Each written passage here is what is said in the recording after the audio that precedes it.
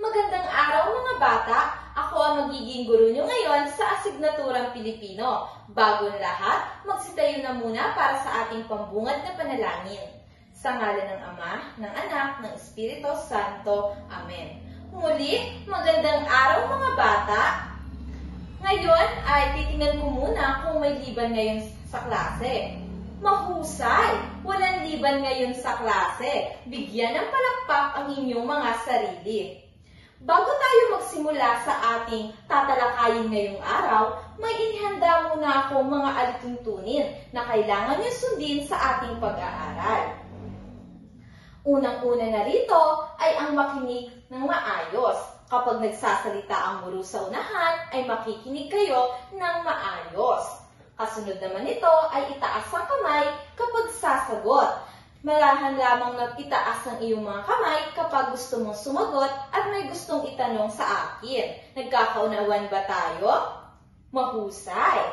Ang kasunod naman ay ang maging magalang. Hindi lamang sa guro dapat maging magalang, kundi para na rin sa ating mga kapwa kaklase. At ang kahulihan naman ay ang maging aktibo sa klase. Gusto ko na kapag nagtatanong ang guro, kapag may pinapagawa ay maging aktibo. Nauunawaan ba mga bata? Mahusay! Ngayon, may nakakatanda ba na pinag-aralan natin ng mga nakarang araw? Magaling! At talagang natutunan nyo ang mga napag-aralan natin noong nakaraan. So, ngayon ay may inihanda akong panoorin sa inyo bago tayo magsimula sa ating diskusyon.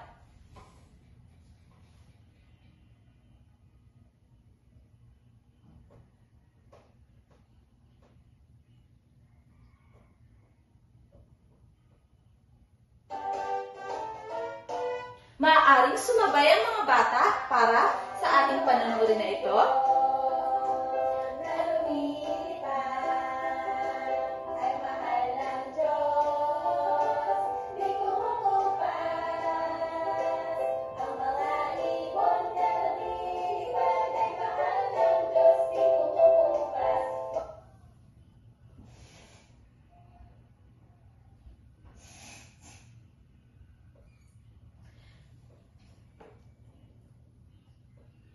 Nasiyahan ba kayo sa inyong mga pinanood mga bata?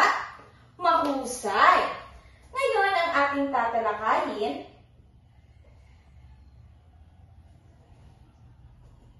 ay patungkol sa pabula.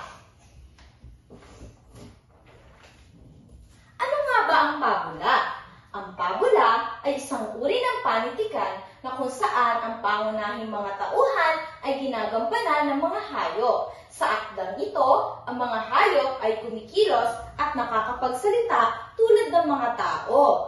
Tulad sa sinasabi dito na ang karaniwang tauhan kapag sinabing pabula ay mga hayop. At sa huli naman ng kwento na ito ay meron tayong napupulot na aral. Nauunawaan ba mga bata?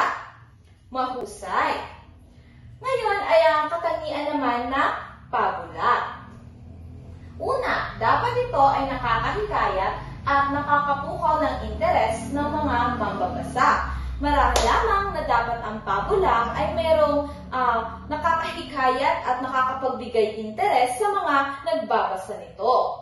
Kasunod naman ay dapat may maayos na daloy ang mga pangyayari. Dapat maayos ang mga sunod-sunod na pangyayari upang sa ganon ay hindi malito ang mambabasa. Kasunod naman ay ito ay mas magiging epektibo sa mga mambabasa kung ang paksa nito ay napapanahon at may kaugnayan ang kwento sa nagaganap sa paligid. Dahil mas natuto tayo kung ang mga kwento na nakapaloob dito ay talagang nangyayari sa totoong buhay o kaya kaugnay sa nangyayari sa ating paligid. Kasunod naman natin ay ang elemento ng pabula. Ang kauna-unahan na dito ay ang tauhan. Ito ang kumikilos sa akda. Karaniwang gumaganap na tauhan sa pabula ay mga hayop. Katulad nga ng mga sinabi ko kanina na karaniwang gumaganap bilang tauhan sa pabula ay mga hayop. Sila ang umaakto o sila ang bida sa kwento. Ang kasunod na elemento ng pabula ay ang tinatawag nating tagpuan. Ito ay ang lugar at oras kung saan nagaganap ang pangyayari. Halimbawa na lamang ay sa gubat, sa bundok, at sa karagatan. Ang kasunod na elemento ng pabula ay ang banghay. Ito naman ay ang mga daloy at pagkakasunod-sunod na pangyayari sa kwento. At ang panghuli ay ang aral. Ito ay ang nais ipabatid na may akda. Katulad din ng sinabi ko kanina na ang pabula, sa huli ay meron tayong nakukuha o napupulot na aral na kung saan mas nagagamit natin upang magkaroon tayo ng mas magandang pananaw sa ating buhay at nakakapagbigay sa atin ng kaalaman upang tayo ay mas maging mabuting tao. Ito naman ay ang mga halimbawa ng pabula. Katulad dito ay ang daga at ang leon, ang agila at ang maya, ang langgam at ipaklong, at ang alitaptap at paru-paro. Ano nga muli ang pabula, mga bata? Mahusay. Ito ay tungkol sa panitikan na may tauhan ay hayop. Ano-ano ang anyo at elemento ng pabula? Mahusay. Ano naman ang tauhan na ginagamit ng pabula? Tama. Ang mga tauhan sa pabula ay hayop. Bigyan ng palakpak ang inyong mga sarili. Ano naman kaya, may napupulot ba na aral pag sinabi nating kwentong pabula? Tama. May napupulot tayong aral dito. Ayan, ngayon naman ay may inihanda akong pangkatang gawain sa inyo. Ito ang unang grupo at ito naman ang pangalawang grupo. Ang gagawin nyo lamang ay aalamin kung sinong tauhan, saan ang tagpuan, at ano ang aral ng kwentong ibabahagi ko sa inyo. Ito ay may pamantayang, kooperasyon, 5 puntos, nilalaman, 5 puntos, organisasyon ng kwento, 5 puntos, at pagtatanghal, 5 puntos. Tapos na ba, mga bata? Mahusay! Talaga namang naintindihan nyo ang kwentong ibinahagi ko sa inyo. Ngayon, sa susunod nating aktibidad na may kinalaman muli sa ating napag-aralan, ay igugrupo ko uli kayo sa dalawa. Ito uli ang unang grupo at ito muli ang pangalawang grupo. Sa pagkakataong ito ay bibigyan ko kayo ng gawain na kung saan ay gagawa kayo ng inyong sariling kwento o pangungusap lamang na kung saan ay merong mga tauhan na mga hayop o ito nga ay ang kwentong pabula. Tapos na ba, mga bata? Mahusay! At para naman sa inyong individual na gawain, may inihanda ulit akong panoorin sa inyo at aalamin niyo lamang kung anong hayop ang umakto sa kwentong ito at iguguhit ninyo sa inyong mga papel. At para naman sa mga hindi kayang gumuhit, alamin lamang kung anong klaseng hayop ang gumanap sa kwento. Nauunawaan ba, mga bata? Mahusay! Maganda ang inyong ipinakita at talaga namang naunawaan nyo ang ating pinag-aralan. Ngayon ay may inihanda ulit akong aktibidad. Meron akong hawak dito na kung saan ay merong mga pangungusap at kwento na nakapaloob dito. At ang gagawin nyo lamang ay aalamin kung ano ang aral ang inyong napulot. Papaikutin ko ang kahon na ito at kung sino ang matapatan ay siya ang sasagot ng aking hinihinging katanungan. Naiintindihan ba, mga bata? Ayan!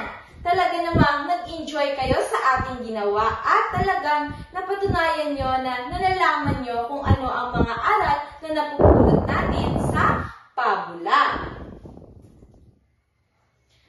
Ano nga muli ang nais ipabatid ng pabula sa atin? Mahusay! Ano naman kaya ang mahalaga o ano naman kaya ang kaalaman na ibinibigay ng pabula sa atin na kung saan ay mahalaga ba ito?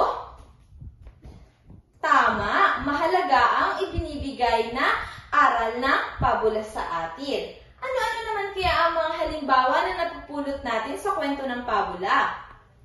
Ayan, magaling! Ang mga kwentong pabula ay nagbibigay sa atin ng mga kaalaman patungkol-tungkol sa buhay.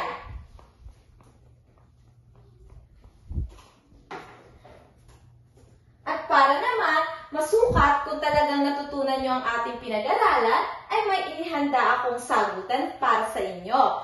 Malarahan lamang na kunin ang malinis na papel at sagutan ito sa inyong kwaderno.